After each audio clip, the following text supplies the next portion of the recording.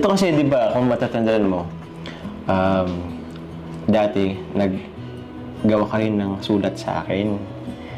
Kaya yun, nung napadan kami dito, sabi ko, ito yung reply ko naman sa'yo.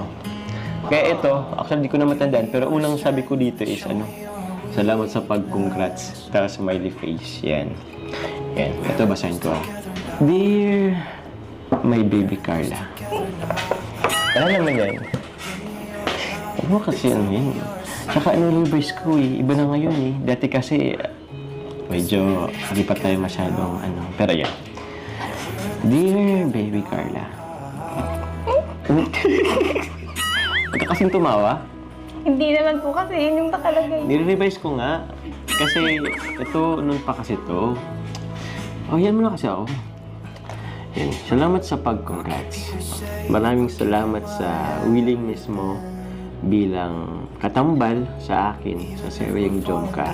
Ito kasi yung mga panon na bago pa lang tayo Lahat ng blessings na natatanggap mo, lahat yan ay sobrang deserve mo.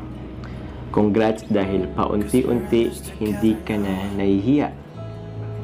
Wish ko sana within 1 year matupad mo lahat ng dreams mo para sa family mo. Congrats sa darating na blessings na pabahay. O diba? Congrats na kita. Pero ayan, minanifest ko naman na yun. Para pong manghula ko yan. Ang dami pong nangyari after ng sulat na yan. Oo.